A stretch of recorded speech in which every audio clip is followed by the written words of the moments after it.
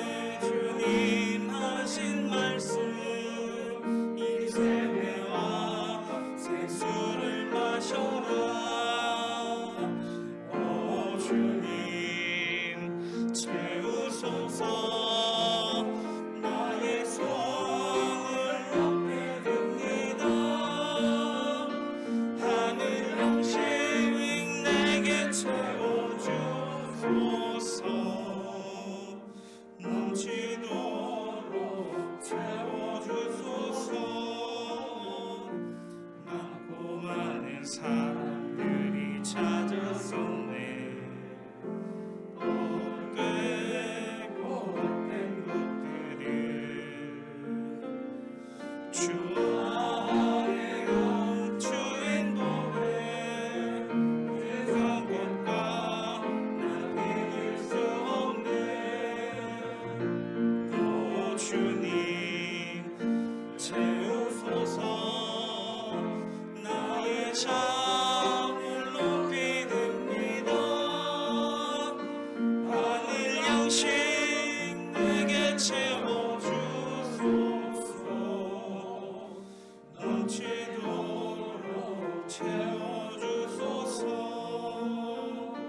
내 친구여 돌아오라. 내 주의 넓은 품으로 우리의 주님 너를 반겨 그 넓은 품에 안아주리라. 오 주님 채우소서. 나의 잔을 높이 듭니다.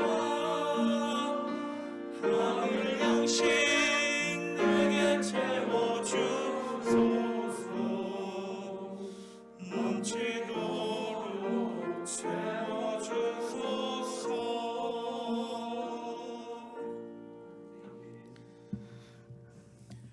이 시간 저희를 대표하여 정광용 집사님께서 나오셔서 하나님께 기도하겠습니다. 다 같이 기도드리겠습니다. 하느님 아버지 감사합니다. 오늘 하루도 하느님 아버지의 사랑과 은혜 속에서 하루를 시작하고 하루를 마감질 수 있게 하느님 아버지 인도해 주시옵소서.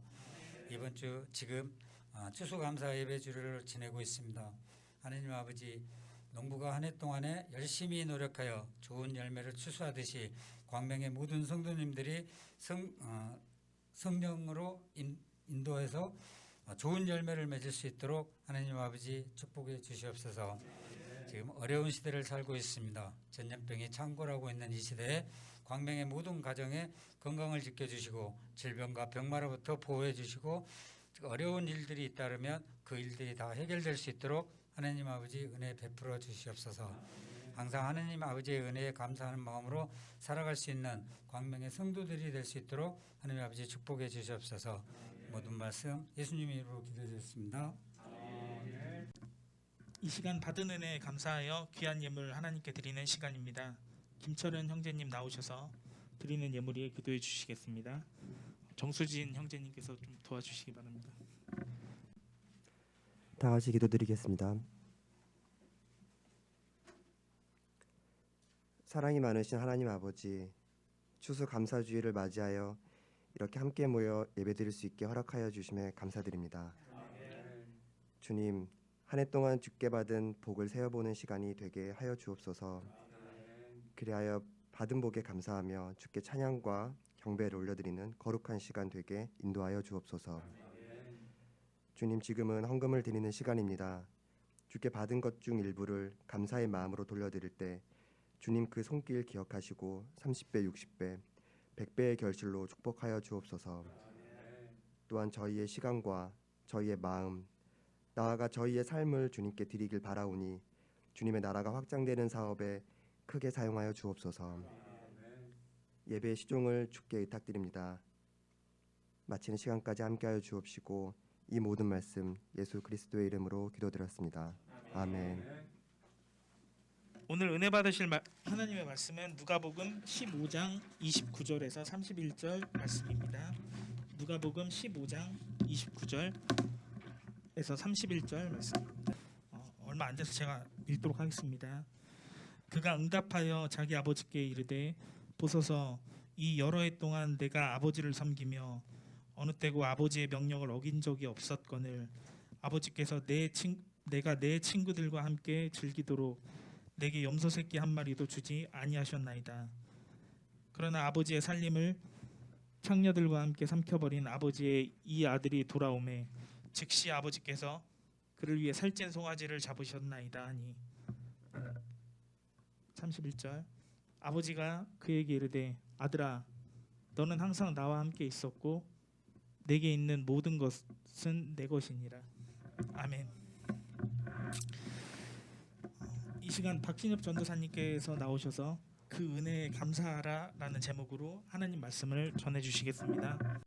그 어린 시절 방학 때가 되면 저희가 아주 외갓집이 시골이었는데 그 시골에 가면 그 가마솥에 감자를 쪄주시고 그리고 사랑방에 이제 메주를 거는 걸 또 함께 도와드리고 옆에 이제 사랑방 옆에 외양간이 있었는데 그 외양간에 여물을 주던 그런 추억이 생각이 납니다.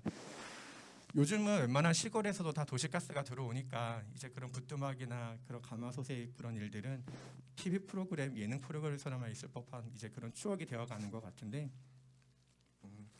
어느 예화집에 나온 이야기입니다. 지금부터 60년 전에는 그 사람들한테 가장 필요한 것들 그런 항목들이 60가지 정도였다, 72가지였다라고 합니다. 그리고 그 중에 반드시 있어야 되는 것이 18가지였다라고 합니다.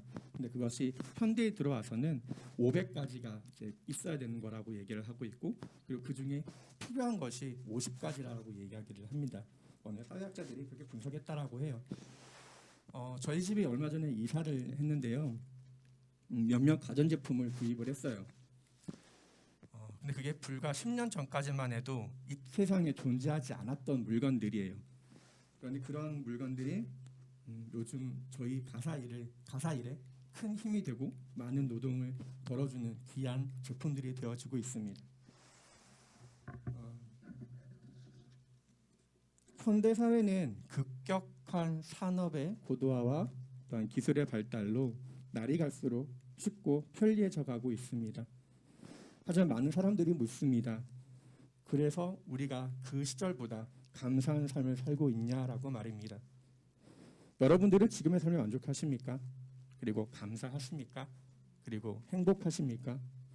아멘 하시는 분들이 많으셔서 당황스러웠습니다. 다들 고개 푹 숙이고 있을 줄 알았는데 하나님께서 우리 인생 가운데 베풀어 주신 그 많은 그 은혜들을 우리가 하나씩 기억하다 보면 매번 우리는 결국 한 가지의 그 결론에 도달하게 됩니다. 그것은 바로 하나님께서 나에게 베풀어 주신 그 은혜에 감사한다라는 그런 생각입니다. 세상에 감사할 것이 없는 사람은 없습니다. 흉악 범죄를 저지른 범죄자들이라 할지라도 그리고 달동네 쪽박촌에서 올해 겨울은 어떻게 나지? 라고 걱정하는 사람들도 그리고 가족 형제 모두 다 떠나서 외로운 인생 가운데 놓인 사람들이라 할지라도 그리고 그보다 더한 그런 어려움에 처해 있다 할지라도 우린 그런 저마다의 각자의 사정보다 감사할 것이 훨씬 더 많은 사람들임을 잊지 말아야 할 것입니다.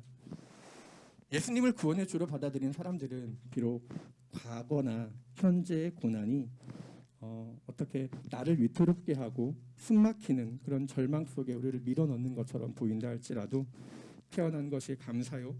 그리고 지금 우리가 살아있는 것이 감사요. 그리고 앞으로 살아갈 일이 감사인 것입니다. 하지만 우리 주변에 사건, 사고, 안타까운 소식들이 계속 들려오는 까닭이 무엇 때문일까요?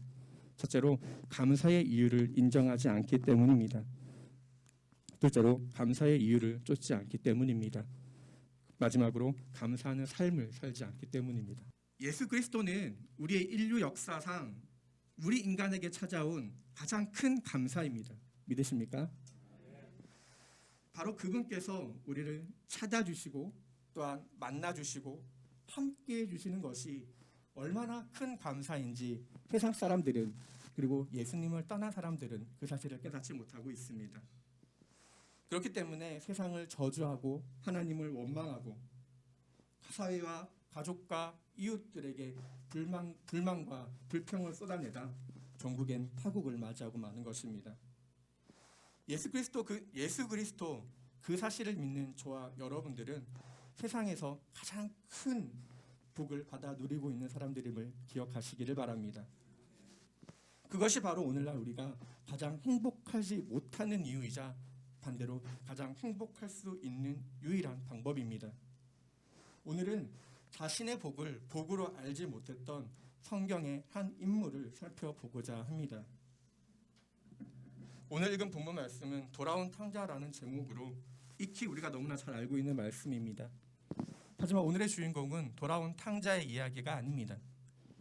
그 넘치는 복과 그 은혜 안에 머물고 있으면서도 자신이 얼마나 감사할 것이 많은지를 깨닫지 못했던 주님 안에, 바로 예수 그리스도 안에서의 탕자의 이야기입니다. 저는 오늘 이 본문의 말씀을 통해 우리가 감사해야 할 이유를 살펴보기를 원합니다. 또한 그럼에도 불구하고 감사하지 못했던 우리의 모습을 돌아보기를 원합니다. 끝으로 우리의 삶을 감사함으로 이끌어 주신 주님의 은혜를 깊이 묵상하는 시간이 되기를 원합니다. 그리하여 저와 여기 모인 우리 모두의 인생 가운데 감사가 넘치는 삶이 되기를 진심으로 바라고 소원합니다. 첫째로 우리가 감사해야 할 이유를 한번 살펴보도록 하겠습니다. 오늘 본문에 한 청년의 이야기가 나옵니다. 이 청년은 단 한 번도 부모의 말을 거역해 본 적이 없는 순종하는 착한 아들이었습니다. 또한 아버지의 일을 물려받아서 땀 흘려 수고하는 성실한 청년이었습니다. 25절 말씀에 보면 이제 그의 큰 아들은 들에 있더라. 그가 오면서 집에 가까이 이르렀을 때에 음악과 춤추는 소리를 듣고 라고 기록하고 있습니다. 개역 성경을 보면 여기 나와 있는 들에 있더라라는 이 말을 밭에 있더라라고 번역하고 있는데, 여기에 기록하고 있는 들의 헬러 원어인 아그로스는 개인의 소유 혹은 공동체가 소유하고 있는 경작 중인 이렇게 농사 중인 그런 땅의 뜻으로 사용하고 있습니다. 그래서 이 청년이 밭에서 수고하고 돌아온 길이었음을 우리는 알 수 있습니다. 이러한 사실로 미루어 보아 아마도 어릴 적부터 특별히 모난 부분 없이 마을 안에서 입소문이 좋았던 아들임을 우리는 확인해 볼 수 있습니다. 그런 오늘의 주인공이 그의 아버지에게 몹시나 화가 나 있습니다. 그 까닭이 무엇일까요? 본문 29절 이하에 기록되기를 그가 응답하여 자기 아버지께 이르되 보소서 이 여러 해 동안 내가 아버지를 섬기며 어느 때고 아버지의 명령을 어긴 적이 없었거늘 아버지께서 내가 내 친구들과 함께 즐기도록 내게 염소 새끼 한 마리 결코 주지 아니하셨나이다.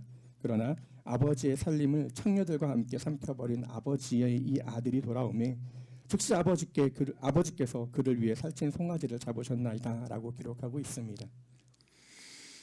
만약 여러분들이 이와 같은 상황이었으면 어떠셨을 것 같습니까? 저라도 화가 많이 났을 것 같습니다. 그리고 그 동생이 몹시나 미웠을 것 같습니다. 심지어 잔치가 벌어지는 그 그 앞마당에서 땅을 차고 뛰쳐나갔을 것 같습니다.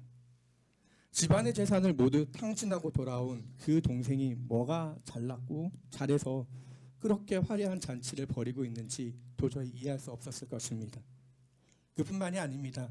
그동안 자신이 수고하고 땀 흘린 것에 대해서는 1도 말이 없던 아버지가 돌아온 그 둘째 아들을 보자 포를 잡고 잔치를 벌이고 있으니 아버지에 대한 그 섭섭한 마음에 화를 감추지 못했던 것입니다. 인간적인 마음으로 보면 누구나 공감할 수 있는 일일 것 같습니다. 하지만 한편 생각해 보면 부모의 심정도 이해가 됩니다. 우리가 10손가락을 다 깨물어서 안 아픈 손가락이 어디에 있겠습니까? 그게 부모의 마음이죠.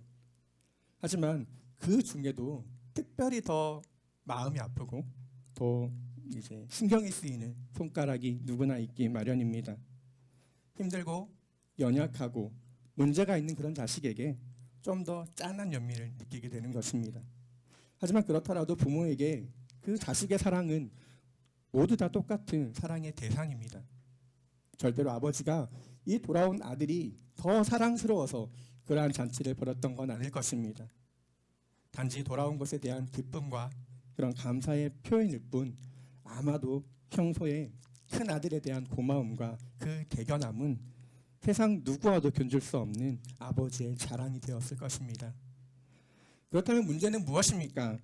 평소 자신이 누리고 있었던 지극히 평범하고 지극히 일상적인 것들에 대해 이 큰 아들은 감사하는 마음이 없었던 것입니다. 의례 당연한 것으로 여기고 있었던 것입니다. 우리의 하루는 매순간 감사로 채워진 하루의 연속입니다. 하지만 그 감사가 의례 당연한 것이 되어져 버리는 순간 우리에게 감사의 마음은 식어져 버리고 마는 것입니다. 그리고 그 순간 우리에게 불평과 불만이 찾아오게 되는 것입니다. 어쩌면 이 큰아들의 불만은 이 둘째 아들이 자신의 몫을 나에게 나눠주세요라고 말하던 그 순간부터 찾아왔을지도 모릅니다. 그리고 자신이 받은 재산을 다 정리한 후에 마치 야반 도주라도 하는 것처럼 그렇게 떠나버린 그 순간 분노와 원망이 생겼을지도 모릅니다. 그리하여 오늘의 이 잔칫날 살아서 돌아온 이 동생보다 그저 그를 반긴 아버지에게 더 큰 실망과 더 큰 원망을 하게 되었던 것 같습니다. 하지만 여기서 우리는 다시 살아 돌아온 둘째 아들의 회심에 관심을 기울일 필요가 있습니다.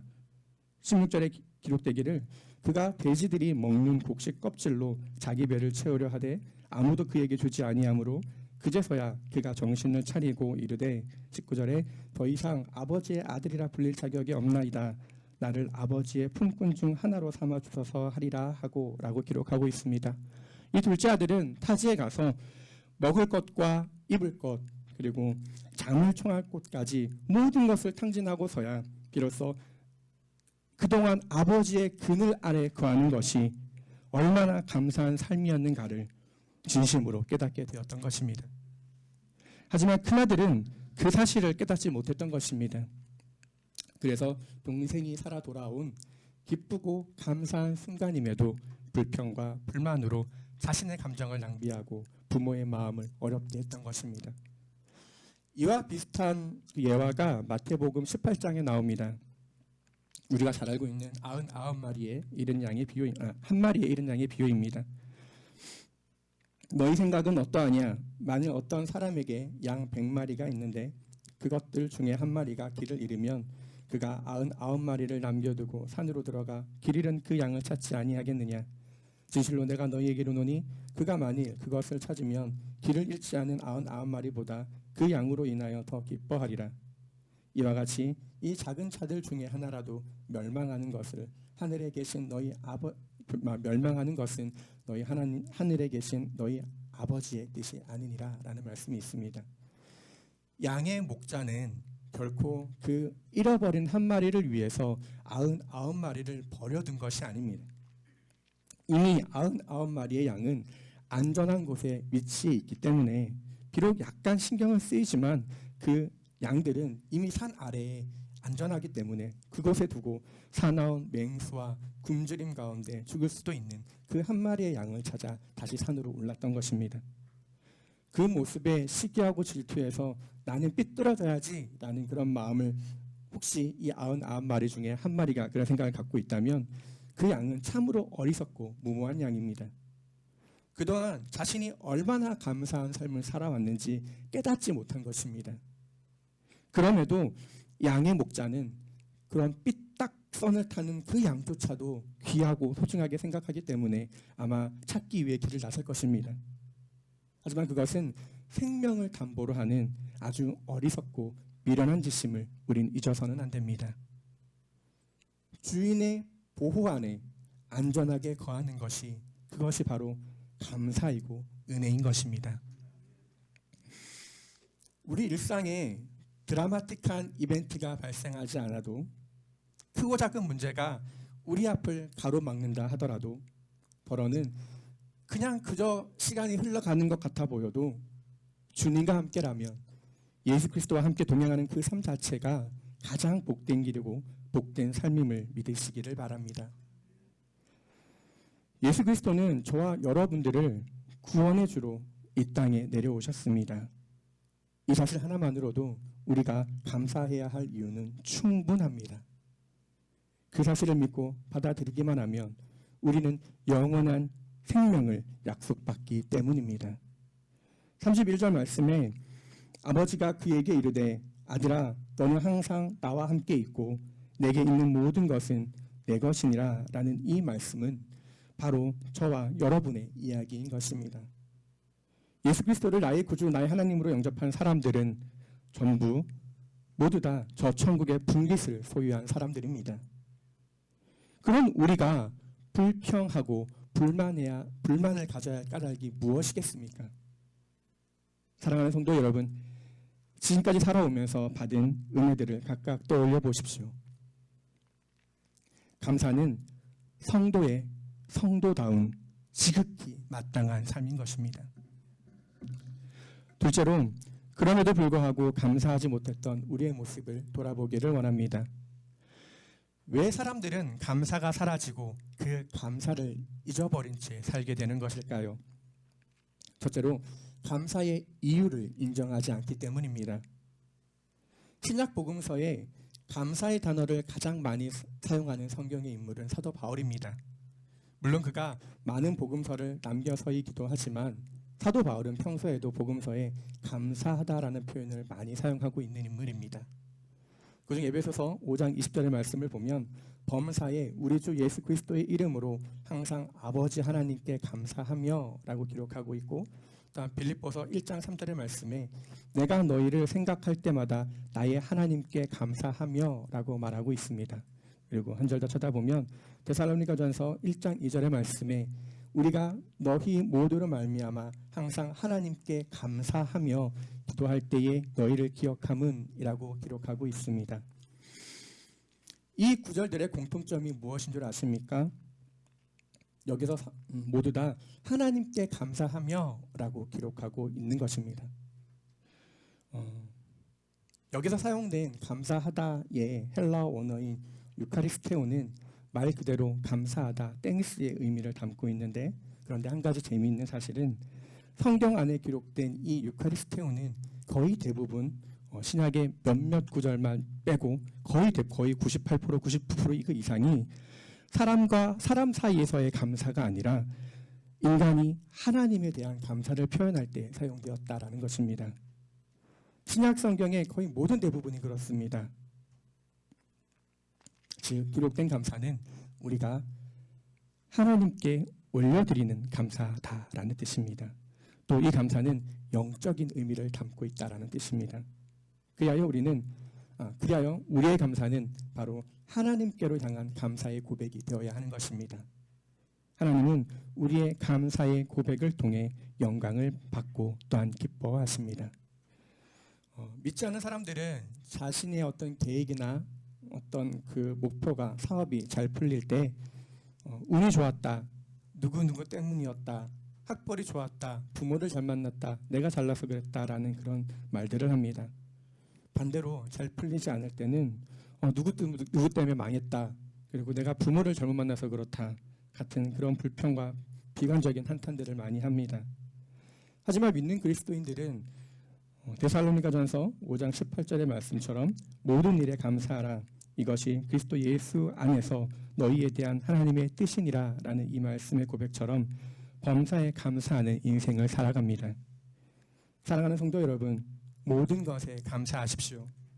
그리고 그 감사의 주인공은 바로 우리 주님이십니다. 감사로 하나님께 제사를 드릴 수 있는 사람이야말로 비로소 하나님을 영화롭게 하는 참 믿음의 성도가 되는 것입니다. 둘째로 감사의 이유를 쫓지 않기 때문입니다. 감사는 우리가 반드시 하나님께 올려드려야 하는 성도의 바른 생활이자 의무입니다. 골로새서 1장 12절에 기록되기를 우리를 빛 가운데에서 성도들의 상속 유업에 참여하는 자가 되기에 합당하게 하신 하나님 아버지께 감사드리기를 원하노라 라고 기록하고 있습니다. 또한 같은 말씀인 골로새서 3장 17절의 말씀을 보면 또 너희가 말이나 행위로 무엇을 하든지 모든 것을 주 예수님의 이름으로 하며 그분을 힘입어 하나님 곧 아버지께 감사를 드리라 라고 이야기하고 있습니다. 물론 이 마지막에 기록된 하나님 아버지께 감사를 드리라라는 말 표현 역시 권유나 또한 명령의 형식이긴 하지만 개역 성경을 쳐다보면 이 구절을 하나님 아버지께 감사하라라고 더 강력하게 표현된 모습으로 확인할 수 있습니다. 또한 조금 전에 봤던 데살로니가전서 5장 18절의 말씀 역시 모든 일에 감사하라라고 이렇게 우리에게 명령하고 있는 것입니다. 기록된 말씀을 통해 감사는 하나님께서 우리에게 말씀하신 명령이자 바로 그분의 뜻이라는 사실을 우리는 알 수 있습니다. 그리하여 감사하는 것을 비단 우리의 믿음의 표현으로 한정지어서는 안 되는 것입니다. 감사는 명령이자 의무이기 때문입니다. 우리가 큰 어려움에 처하고 좌절과 실패를 맛보는 상황 가운데 놓인다 할지라도 그럼에도 불구하고 우리가 감사할 수 있고 또한 감사해야 하는 까닭이 바로 여기에 있는 것입니다. 꼭 많은 것을 가져야만이 감사가 아닙니다. 그리스도 예수 안에서 우리는 상속의 유업을 이미 받은 사람들이기 때문입니다. 하나님께서 우리를 그렇게 합당하다라고 여기셨습니다. 우리의 말과 행실은 곧 그분의 영광이자 그리스도 예수 안에서 하나님이 뜻이 되어야 하는 것입니다. 그것이 하늘나라를 상속받은 우리 성도들이 기꺼이 행하여야 할 믿음의 고백이 되어야 할 줄로 믿습니다. 사랑하는 성도 여러분, 우리가 처해진 어떠한 상황 가운데에서도 결코 낙담하지 않고 그리고 기뻐하며 감사하게 될 때 세상은 우리를 통하여 하나님의 영광을 보게 될 것입니다. 그것이 하나님께서 우리에게 말씀하신 우리를 통한 하나님의 뜻임을 기억하시기를 바랍니다. 감사를 잃어버린 채 살게 되는 세 번째 이유는 감사하는 삶을 살지 않기 때문입니다. 오늘 본문에 화가 난 큰 아들에게는 화가 난 큰 아들에게 이 아버지가 그 잔치를 초대하기 위해서 제발 오라고 강요하기 위해 간청하기 위해서 내게 있는 모든 것이 다 내 것이 아니냐, 그런데 뭐가 문제냐라고 이제 그 잔치에 참여할 것을 설득하고 있습니다. 이제 그 위에 12절을 보면 그 중에 작은 아들이 자기 아버지에게 이르기를 아버지여 재산 중에서 내게 돌아올 몫을 주소서 하니 아버지가 자기 살림을 그들에게 나눠주매라는 말씀이 있습니다. 여기서 그들에게 나눠주매라는 이 말을 우리가 유심히 잘 관찰해 보면 개역성경은 이렇게 얘기하고 있어요. 그들 각자에게 나눠주매라고 얘기하고 있습니다. 물론 그들에게라는 말 자체가 복수이기 때문에 같은 의미입니다. 둘째 아들이 자신의 유산의 몫을 미리 달라고 할 때 아버지는 이미 첫째 아들에게도 그의 몫을 나눠주었던 것입니다. 아마도 둘째 아들에게 주고 남은 것이 이 첫째 아들의 몫으로 남아있기 때문에 아버지는 그 아들에게 내가 죽으면 이 모든 것이 다 네 재산이 될 건데 뭐가 문제냐라고 그렇게 이야기하고 있는 것입니다. 모든 것을 탕진한 둘째 아들이 마지막으로 타국에서 고백하던 이야기 중에 내 아버지께는 빵이 풍족하여 나누어줄 수 있는 품꾼이 얼마나 많은가라는 탄식을 통해 우리가 살펴보건대 이 첫째 아들에게 상속된 유산도 그리 적지 않음이 분명합니다. 하지만 만족하고 감사하는 마음이 없었기 때문에 자신의 하나뿐인 동생이 죽다 살아 돌아왔음에도 반기기는커녕 화를 내고 그 자리를 떠나고자 했던 것입니다. 이유가 무엇인지는 중요하지 않습니다. 동생이 집을 떠나서 혼자 집안일을 하고 밭일을 하고 수고하고 있는 그 일들이 너무나 힘이 들어서인지 아니면 정말 친구들과 시간을 보낼 수 없었던 것이 정말 불만이었던 건지, 아니면 자신의 재산이 줄어들까봐 그것이 염려스러워서 그랬던 건지, 원래부터 동생하고 이렇게 친하지 않았던 사이였는지, 그 사실은 성경에 나와 있지 않기 때문에 분명하지 않지만, 분명한 사실은 동생이 살아서 돌아온 그 기쁘고 감사한 상황 앞에서 이 형은 감사하지 않았다라는 것입니다. 그렇기 때문에 저런 여러 가지 이유나 변명은 하나도 중요한 사실이 못 되는 것입니다. 그냥 잘못 살고 있는 것입니다. 잘못된 판단을 하고 있는 것입니다. 감사하는 마음이 있어야 감사의 제목도 이유도 보이는 것입니다. 우리에게 감사가 넘쳐나야 믿음도 자라고, 우리의 믿음이 자라야 더 큰 감사와 더 큰 은혜를 사모할 수 있게 되는 것입니다. 사랑하는 성도 여러분, 감사를 잃어버린 안타까운 심령이 되지 않기를 바랍니다.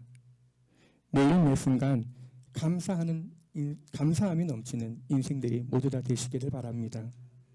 그리할 때 그런 성도들의 모임을 통해 주님의 교회도 더욱더 큰 힘을 얻게 될 것입니다. 저와 여러분들이 그런 삶을 살기를 진심으로 바랍니다. 끝으로 우리의 삶을 감사함으로 이끌어 주신 주님의 놀라운 은혜를 생각해 보기를 원합니다. 신구약을 통틀어서 감사라는 단어를 가장 많이 쓰고 있는 말씀은 바로 시편의 말씀입니다.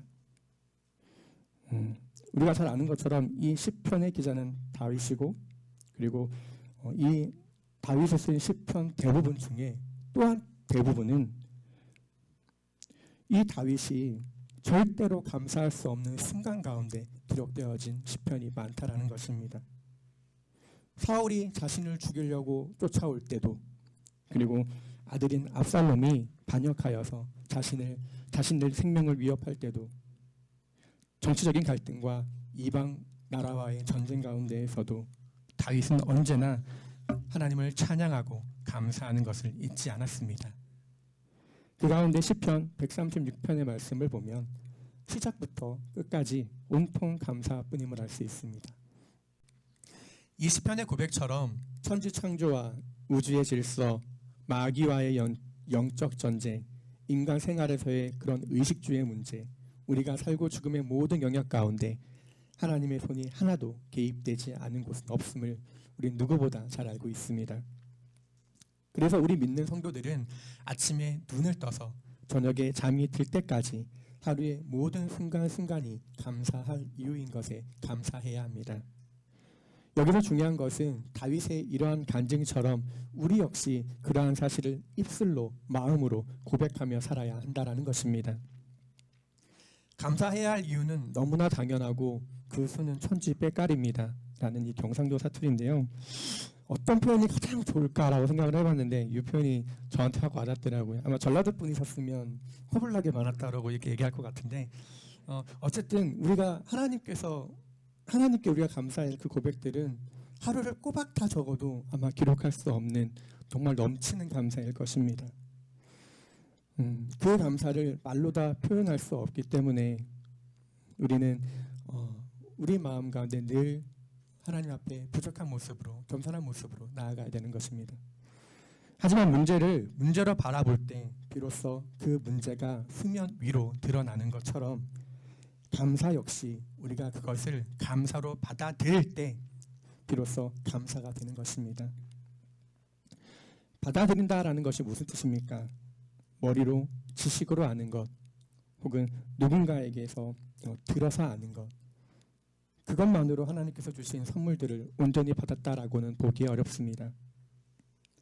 감사가 넘치는 사람들은 그의 행실과 태도를 통해 그의 믿음을 증거하게 됩니다. 감사하는 삶이란 숨겨지지 않는 우리의 내적 성장의 변화이기 때문입니다. 감사하며 사는 사람과 그렇지 못한 사람과는 삶의 태도에 있어서 큰 차이가 있습니다. 역대하 29장 31절에 기록되기를 그때에 히스기야가 응답하여 이르되 이제 너희가 너희 자신을 거룩히 구분하여 주께 드렸으니 가까이 나아와 희생물과 감사 헌물을 주의 집으로 가져오라 하매 회중이 희생물과 감사 헌물을 가져오되 마음에 원하는 자들이 다 번제 헌물을 가져오니라 라고 기록하고 있습니다. 감사가 있는 사람은 하나님께 드리는 것을 아주 기뻐합니다. 그것이 예물이 되었든 예배가 되었든 기쁨으로 그 일을 감당하는 것입니다. 스스로 자발적으로 주의 일을 참여하는 사람이 됩니다. 또한 그것을 기쁨으로 여깁니다. 하지만 반대로 감사가 없는 사람은 로마서 1장 21절에 기록된 말씀처럼 그들이 하나님을 알되 그분을 하나님으로 영화롭게 하지도 아니하고 감사하지도 아니하며 오히려 자기들의 상상 속에서 허망해지고 또 그들의 어리석은 마음이 어두워졌나니 라고 이야기하고 있는 것처럼 비록 하나님을 알지만 하나님을 주로 고백했다라고 하지만 그 인생에 하나님에 대한 감사가 없기에 하나님의 영광이 되지 못하는 것입니다. 오히려 사탄의 유혹과 시험 가운데 허망하고 헛된 것을 쫓아 따르게 되는 것입니다. 그러한 어리석고 우둔한 생각으로 결국 하나님과의 관계는 계속 멀어져 가고 더 이상 발전하지 못하는 것입니다. 여러분은 지금 어떤 인생을 살고 계십니까? 하나님께 드리는 것이 기쁨이 되고 계십니까? 자발적으로 주님의 사역에 동참하고 계십니까? 더욱더 많은 시간과 물질을 들이지 못해 애통하고 원통한 마음을 품고 계십니까? 아니면 세상 물질의 노예가 되어서 지난 한 주도 아둥바둥 사셨습니까? 허망하고 헛된 인생 역전 한 방을 꿈꾸셨습니까? 먹고 사는 문제 앞에서 결단하지 못하고 주저하고 망설이고 계시진 않으십니까? 말과 형식뿐인 감사가 아니라 우리의 귀와 눈으로 배운 감사가 아니라 정말 진짜 감사를 하나님께 올려드리시기를 바랍니다. 그리할 때 우리 안에 내주교통하시는 성령 하나님께서 우리의 삶을 감사함으로 이끌어 주실 것입니다. 또한 필요한 모든 환경의 문들을 반드시 열어주실 것입니다. 내게 있는 향유 옥합이라는 찬양이 있습니다. 이 찬양이 우리에게 주는 감동이 무엇일까요? 누가복음 7장 44절의 이하의 말씀이 이 찬양의 가사인데요. 그 여자에게로 돌이키시며 시몬에게 이르되 내가 이 여자를 보느냐 내가 내 집에 들어올 때에 너는 내게 발 씻을 물도 주지 아니하였으되 이 여자는 눈물로 내 발을 씻고 자기 머리털로 발을 닦았으며 너는 내게 입맞추지 아니하였으되 이 여자는 내가 들어올 때부터 내 발에 입맞추는 것을 그치지 아니하였고 너는 내 머리에 기름을 붓지 아니하였으되 이 여자는 향유를 내 발에 부었느니라. 이러므로 내가 내게 이르노니 그녀의 많은 죄들이 용서되었느니라. 이는 그녀가 많이 사랑하였기 때문이니라. 그러나 적은 것을 용서받은 자 곧 그는 적게 사랑하느니라 하시고 그녀에게 이르시되 내 죄들이 용서되었느니라 하시니라는 말씀이 있습니다. 우리가 발을 씻긴다라는 것은 어떤 의미인가요? 물론 섬긴다라는 의미를 갖고 있지만 여기서 이 발을 씻긴다라는 의미는 주님께 굴복한다라는 의미입니다. 주님의 말씀 가운데 나를 내려놓겠다라는 의지입니다. 그런데 오늘의 이 여인은 자신의 눈물로 예수님의 발을 씻기고 자신의 머리로 발을 닦았습니다. 입맞춘다라는 것은 어떤 의미일까요? 예수님과 친밀을 의미합니다. 하지만 이 여인은 예수님의 발에 입맞추기를 그치지 않았다라고 이야기하고 있습니다. 이 입맞춤은 친밀이 아닌 것입니다. 바로 하나님을 예수 그리스도를 경외하고 경배하는 의미를 담고 있는 것입니다. 머리에 기름을 붓는다는 건 어떤 의미일까요? 바로 기름 부음, 곧 나의 주인, 나의 왕으로 모신다라는 의미입니다. 이 여인은 이방 여인이었습니다. 그리고 간음한 죄인이었습니다. 하지만 예수님은 이 여인에 대한 그 모든 사정들을 알고 계셨음에도 불구하고 그녀를 내어 쫓거나 그녀의 행동을 저지하지 않으셨습니다. 거룩한 하나님의 아들 예수 그리스도가 죄인의 친구, 간음한 여인의 친구가 되어 주셨던 것입니다. 사랑하는 성도 여러분, 우리 모두는 인생의 어떤 시점에서 모두 예수님을 인격적으로 만난 사람들입니다. 거룩한 하나님의 자녀로 거듭난 사람들입니다. 하나님의 구속의 사역 가운데 그 은혜를 직접 경험하고 체험한 사람들입니다. 이 간음한 여인처럼 예수 그리스도로 말미암아 우리의 죄의 문제가 용서를 받았고 또한 해결되었습니다. 그렇다면 앞으로 우리가 어떻게 살아야 하겠습니까? 선택은 우리 각자의 몫이지만 하지만 하나님께서는 우리가 그 은혜에 합당한 삶을 살기를 원하시고 또한 바라실 것입니다.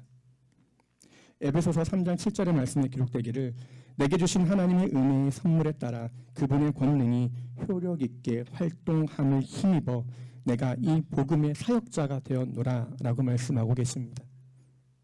내가 복음의 사역자가 되었다라는 이러한 믿음의 고백이 저와 여기 모인 우리 모두의 고백이 되기를 바랍니다. 그리할 때 남은 우리의 인생을 감사함으로 이끌어 주실 것입니다. 또한 주님의 은혜를 날마다 체험하게 될 것입니다. 말씀을 정리하도록 하겠습니다.